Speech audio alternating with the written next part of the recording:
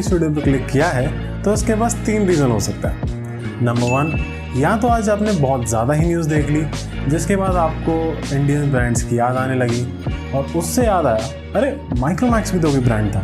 Number 2, या तो आज आप घर पर हद के बोर हो रहे हो और अभी रात के 2 बज रहे हैं and for some reason YouTube ने आपको ये वीडियो सजेस्ट करी थिंकिंग कि आप तो देख ही लोगे and surprise they were right. Number 3, या फिर आप मेरे दोस्त हैं और मुझे सपोर्ट करने के लिए वीडियो देख रहे हैं एंड इन दैट केस तुमसे अच्छा कौन है। Hello guys, KKB here and welcome to the video.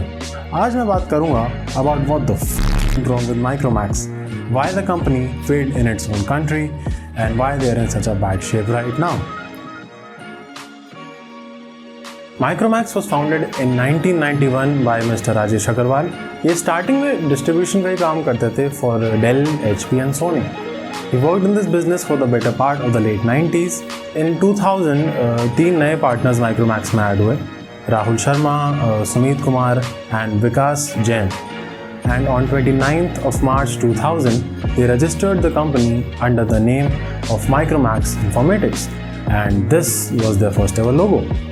Micromax Informatics starting में एक IT सॉफ्टवेयर कंपनी थी। इनका मेन काम था कंपनीज में आए नए रिक्रूट्स के लिए ट्रेनिंग सॉफ्टवेयर प्रोवाइड करना and this business made sense क्योंकि computers were the hype back then. बाद में कंपनी इवॉल्व हुई and they started selling PCOs, वो पब्लिक टेलीफोन जो होते थे, first for Nokia and then for Airtel. इनका सबसे पहला लैंडलाइन बूथ जो था वो वैष्णो देवी में सेटअप हुआ। वैष्णो देवी। दे बिलीव कि अगर माता के दरबार में फ़ोन चल गया तो फिर तो कहीं भी चल जाएगा। In other non related news, the song चलो बुलावा आया है, माता ने बुलाया है became quite popular in India.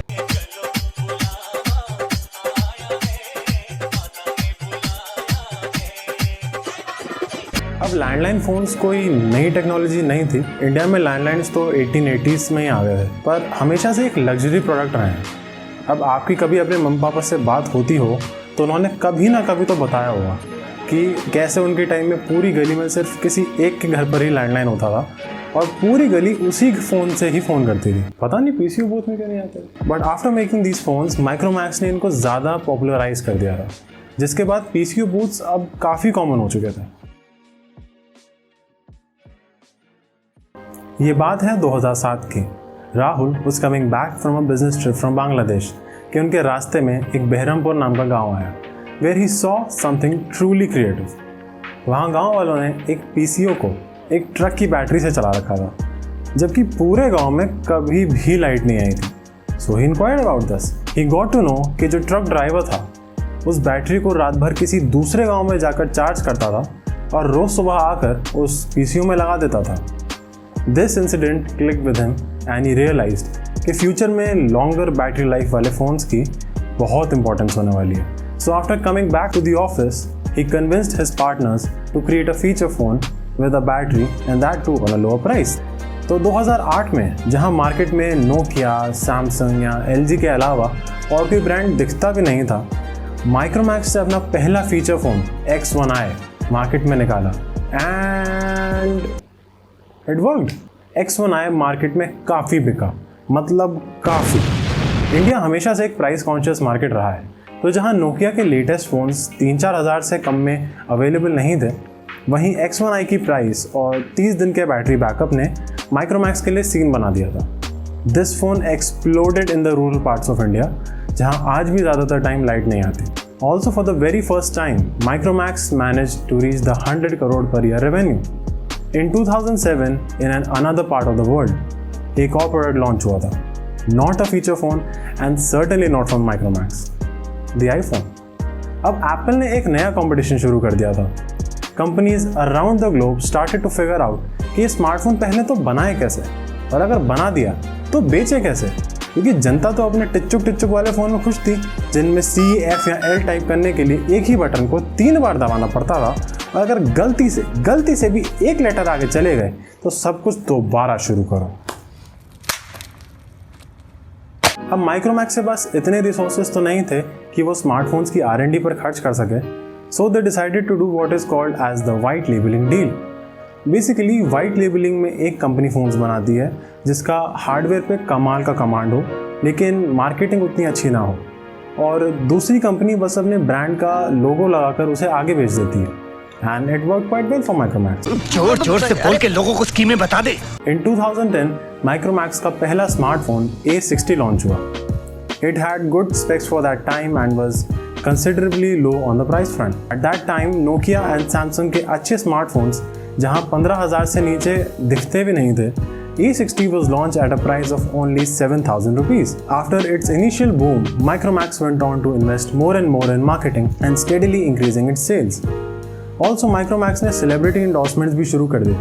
Stars like Akshay Kumar, Twinkle Khanna, Chitrangada Singh and Hugh Jackman. Yup, Hugh Jackman.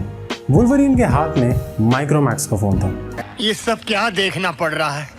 अच्छा है मैं अंधा हूँ। बट माइक्रोमैक्स का 2014 काफ़ी कमाल का साल रहा because they became the first ever Indian company to start selling their phones in Russia and for the first time in smartphone history Micromax ने सैमसंग को हराकर 2014 में बिगेस्ट मार्केट शेयर एक्वायर कर लिया था। Yup, Micromax stood at 16.6% whereas Samsung was at 14.4 and Nokia was at 10.9. This was a big deal as for the first time an Indian smartphone company was dominating the Indian market. Sadly, this lasted for a really short period of time as Samsung came back and hit them hard. In 2015, Samsung की J series launch हुई थी, which was basically Samsung's answer to Micromax. उनके ads तो याद ही होंगे आपको। जानी और उसके बाद शुरू हुई वो भसड़ जो इंडिया को हमेशा के लिए बदल के रख देगी। By the end of 2015, the Chinese smartphone market brands के बीच में अच्छे से डिवाइड हो चुकी थी और अब ज़्यादा एक्सपेंशन का स्कोप भी नहीं बचा था। Brands like Huawei, Xiaomi, Oppo and Vivo started thinking of expanding their businesses to other South Asian countries like Indonesia, Sri Lanka, Bangladesh, Pakistan, Vietnam and of course India. They entered the Indian market in 2016, जहाँ Xiaomi ने अपनी online presence dominate करी with strats like selling their phones online only, flash sales and really aggressive pricing.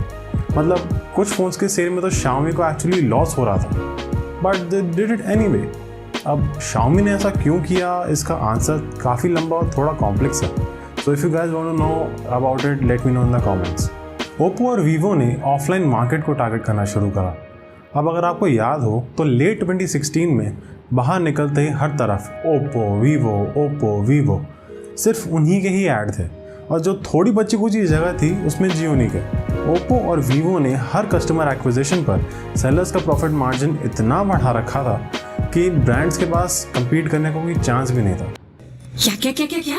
बेवकूफ लड़की। Customer acquisition का मतलब होता है कि किसी कस्टमर को कंपनी के प्रोडक्ट को खरीदने के लिए मोटिवेट करना और इस काम को करने में जो कॉस्ट लगती है वो होती है customer acquisition cost. It can include anything from billboards, TV and online ads, phone sellers के लिए प्रॉफिट मार्जिन हाई रखना एक्सेट्रा। पूरे देश में सभी स्मार्टफोन स्टोर्स बेचारे पिघल गए, जिसकी वजह से अब नया फ़ोन लेने का एक्सपीरियंस कुछ ऐसा हो गया था। वेलकम सर, बताइए सर क्या दिखाएं? भैया एक 10 से 15 हज़ार के बीच का फ़ोन दिखाना प्लीज़। हाँ जी सर, अभी दिखाता हूँ। ये सर हमारा लेटेस्ट पीसेस है सर। लग तो सही रहा। क्या फीचर है भैया इसमें? सर इसका सर कैमरा बहुत अच्छा है सर। अच्छा, और सर इसमें फ़ोटो बहुत अच्छी आती है सर। नहीं समझ गया, कैमरा है, फ़ोटो अच्छी आएगी और क्या कि ले ली सर, बहुत बढ़िया फ़ोन है सर, सब ले रहे हैं, आप भी ले ली सर। नहीं, फ़ोटो अच्छी आएगी, कैमरा अच्छा है, गोरा बनाएगा और सर एकदम गोरा कर देता सर, एकदम कमाल की फ़ोटो आएंगी सर आप। अरे फ़ोटो अच्छी, समझ गया, और क्या है इसमें? सर फ़ोटो बहुत अच्छी आएगी सर। माइक्रोमैक्स अब भी R&D और in house manufacturing large scale पर शुरू नहीं कर पाया था और चाइनीज़ ब्रांड्स ने मार्केट में कहर ढा रखा था। इसका इफेक्ट अब फाइनली दिखने लगा, जहां 2014 में माइक्रोमैक्स का मार्केट शेयर 16.6% पहुंच गया था। वही बाय द एंड ऑफ 2018 उनका मार्केट शेयर पहुंचा, चलो आप गेस करो। हाँ, सोच लिया आंसर? हाँ, गलत है वो। The answer is 2.59%। That's right, 2.59%. Micromax fell in popularity so hard, they lost their customer base really quickly and अब तो कोई याद भी नहीं करता बेचारों को। Micromax basically became the Dhinchak Pooja of the smartphone world. As of 2020 Micromax का market share is less than 1%। आजकल माइक्रोमैक्स के हालात कुछ खास अच्छे हैं नहीं, बट माइक्रोमैक्स की माने तो they are making a comeback. उनकी वेबसाइट पर अब नए फ़ोन्स हैं which are targeting the lowest price range segment. Micromax के अब 3 मैन्युफैक्चरिंग प्लांट सेटअप है इंडिया में, ऑल्दो इन 2019 अकेले Xiaomi के साथ थे, so it's not that big of a deal. Last year Micromax made a deal with the Chhattisgarh government to supply 50 lakh phones, but वो phones 3-4 हज़ार से ज़्यादा के प्राइस रेंज में नहीं थे, तो आई डोंट थिंक कुछ खास प्रॉफिट हुआ होगा माइक्रोमैक्स को। ऑल्सो ये डील इलेक्शन से कुछ टाइम पहले ही हुई थी, जिससे इस डील का मोटिव साफ पता चलता है। इन अदर न्यूज़ बीजेपी वो इलेक्शन जीत गई थी with 9 out of 11 seats. Even though ये अभी फोन्स लॉन्च कर रहे हैं, but there are very few e-commerce sites selling them. Even their own website does not have an option to buy these phones. Also, they are now focusing on other products also, like LED TVs, monitors, ACs, smart TVs, laptops, tabs and washing machines. And they are even thinking of stepping into the electric vehicle business. Basically, Micromax college का वो बच्चा बन गया है जिसका exam आधे घंटे में स्टार्ट होने वाला है और उसने कुछ नहीं पढ़ा। So what went wrong for Micromax? एक कंपनी जो एक टाइम पर सैमसंग का मार्केट शेयर थ्रेटन कर रही थी, आज वो प्रैक्टिकली गायब कैसे हो गई? Actually all of this can be broken down to 3 simple reasons. Number 1, negligence of the user base. Micromax के ओनर्स हमेशा से प्रॉफिट ड्रिवन रहे। They never try to understand what their customers actually wanted. Customers को सिर्फ सस्ते phones नहीं चाहिए थे, उन्हें ऐसे फ़ोन्स चाहिए थे जो सस्ते होने के साथ साथ लंबे भी चलें। एक एवरेज इंडियन घर का स्मार्टफोन 3 से 4 साल तो चलता ही चलता है, या तो अपने आप या फिर धक्का मार मार के। तो ऐसी मार्केट में बाहर से फ़ोन इंपोर्ट कराना प्रॉफिट्स के लिए तो ठीक है, बट आफ्टर सेल्स एक्सपीरियंस के लिए नहीं। और ऐसा हुआ भी। Many users started reporting bad software experience. कभी फ़ोन में साउंड नहीं आती थी, तो कभी स्क्रीन का टच काम करना बंद कर देता था। ये प्रॉब्लम्स अब काफ़ी कॉमन हो चुकी थी और एक कंपनी की रेपुटेशन के लिए भी अच्छा नहीं था। वहीं Chinese smartphones were more finished and had a better user experience. After all, what do we want from our phones on a daily basis? चलाने में स्मूथ हो, बैटरी बैकअप लंबा हो, कैमरा अच्छा हो, हैंग कम हो और इंस्टा, व्हाट्सएप और फेसबुक अच्छा चलता रहे। ये सब Xiaomi, Oppo और Vivo के फ़ोन्स में बेटर थे व्हेन कंपेयर टू माइक्रोमैक्स। तो यूज़र्स को अब माइक्रोमैक्स का फ़ोन लेने में कोई फ़ायदा दिख नहीं रहा था, so they quickly changed over to these Chinese smartphones. Number 2, not willing to change. जब 2016 में चाइनीज स्मार्टफोन मेकर्स ने इंडिया में आना शुरू किया, माइक्रोमैक्स का पहला मैन्युफैक्चरिंग प्लांट अलवर में बनकर तैयार था। तभी माइक्रोमैक्स को founder Vikas Jain announce plans to enter China. Basically उनका इंटेंशन था कि इन चाइनीज कंपनीज को उनके घर में हराया जाए। एक मिनट, मतलब जिस देश से तुम अपने मेजॉरिटी स्मार्टफोन इंपोर्ट करा रहे हो, उसी देश को वो फोन वापस बेचना चाहते हो? कोई सेंस है इस बात की? हमें बहुत लग रही थी। But it didn't work out. Obviously, Oppo and Vivo का मार्केटिंग गेम इतना स्ट्रॉन्ग था ना कि मतलब क्या ही बताऊं। पैसा तो पानी की तरह बहाया। In 2017, Vivo became the title sponsor for IPL. They signed a 5-year contract at a price of 2199 crores. That's right, 2199 crore. पैसा ही पैसा होगा।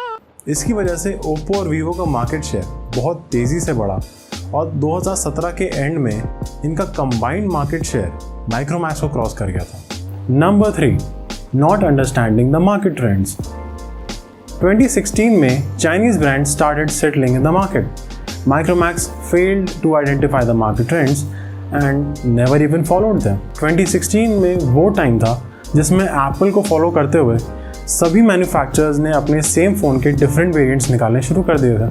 बस रैम और स्टोरेज को छोड़कर बाकी सब सेम होता था, जिसकी वजह से अलग अलग वेरिएंट्स होने के बावजूद प्राइस वेरिएंस काफ़ी आ जाता था। Also they were late to the 4G smartphone race as well. Micromax didn't saw this trend और वो बस अपने फ़ोन्स को इंडियन मार्केट में डंप कर रहे थे, लिटरली। इनफैक्ट 2016 में माइक्रोमैक्स ने टोटल 25 फ़ोन्स इंडिया में लॉन्च किए थे, उनमें से भी most of the phones 3G थे। अब प्रॉब्लम यहाँ ये थी कि माइक्रोमैक्स के पास इतना पैसा नहीं था कि अपने सारे 3G फ़ोन्स का स्टॉक को साइड रखकर 4G में इन्वेस्ट कर सके। नाउ दे वाज स्टक क्योंकि 3G फ़ोन किसी को चाहिए नहीं था और 4G फ़ोन माइक्रोमैक्स बना नहीं पा रहा था। So this became the final nail in the coffin. In 2014, OnePlus was banned from selling phones in India क्योंकि माइक्रोमैक्स ने उन पर केस कर दिया था। एक्चुअली हुआ ये था कि Android OS का एक कस्टमाइज्ड वर्जन आता था उस टाइम पर जिसका नाम था CyanogenMod।